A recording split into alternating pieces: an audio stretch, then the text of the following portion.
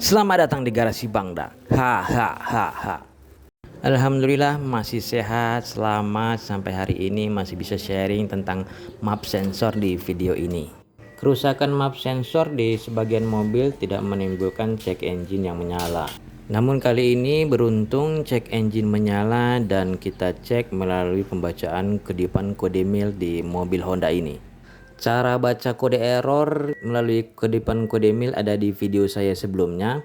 Di mobil ini kedipannya 3 kali, 1, 2, 3, yang menunjukkan bahwa ada kerusakan di map sensor, baik itu gejala low voltage atau high voltage dari map sensor ini. Setelah itu kita tinggal ganti map sensor ini dengan yang baru. Nanti kita reset untuk menghapus kode errornya dan kita hidupkan kembali. Standar output map sensor adalah 0,1 volt saat idle dan 2,9 volt saat full throttle, atau bisa diukur saat mesin mati dengan ignition on. Dapat ya standar outputnya 2,9 volt.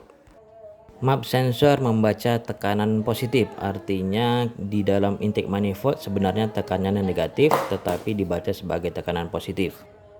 Map sensor bertugas membaca beban mesin, baik itu beban saat menanjak atau beban membawa barang-barang yang berat, termasuk beban kelistrikan yang membebani alternator sebagai beban mesin. Informasi dari map sensor diproses oleh ECU sebagai dasar untuk menyesuaikan AFR, air to fuel ratio. Makanya sebagian besar gejalanya adalah konsumsi bahan bakar yang boros, diikuti dengan bau bensin di knalpot. Gejala berikutnya, tenaga menjadi sangar tetapi cenderung menjadi kasar. Ada juga gejala mesin pincang karena random misfire karena penyesuaian AFR tidak sesuai. Kadang muncul gejala susah start karena AFR terlalu boros atau AFR terlalu miskin. Satu lagi gejala yang muncul adalah RPM suka ngedrop saat gas dilepas. Kurang lebih itu gejala kalau map sensor rusak. Nah, di map sensor di mobil Honda ini ada O-ring di sini. Sebenarnya ini tidak perlu lem, hanya butuh O-ring.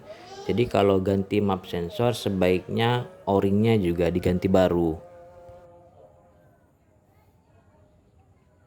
Tidak sulit menggantinya, hanya ada 2 baut pengikat dengan obeng plus. Setelah diganti baru, tahapan berikutnya adalah reset ECU dengan mencabut sekring backup radio 10 ampere di kotak sekring yang ada di kap mesin ini. Sistem yang sama juga dipakai di Honda Accord Cielo, Honda Civic Genio dan Estilo, dan juga dipakai oleh Honda Civic Vario. Sudah kelar penggantian map sensor, kita tinggal pasang kembali soket ini dan kita lanjut ke tahap reset ECU.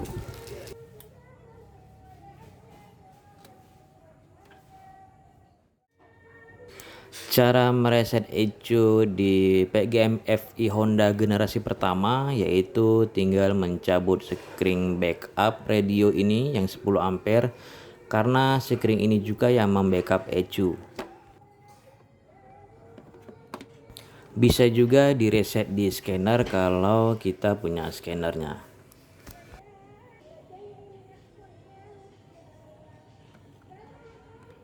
Reset ECU butuh waktu minimal 10 detik mulai saat sekring ini dicabut.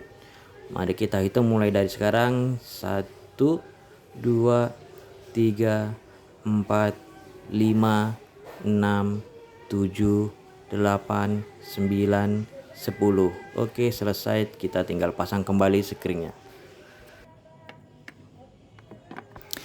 Cara reset ini sekaligus mereset settingan yang ada di radio. Jadi kalau ada settingan di radio atau tape, pasti dia akan kembali ke factory resetnya. Kode error sudah tidak ada, sekarang start. Oke, RPM normal. Kita akan coba respon gasnya apakah smooth sambil kita tunggu suhu mesin sampai berada di posisi normal di suhu setengah dari termometer panas ini.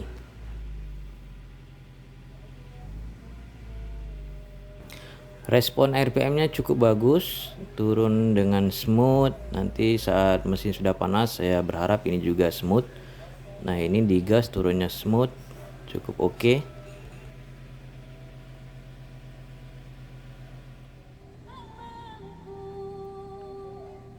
Posisi temperatur sudah di setengah, kita coba respon gasnya kembali.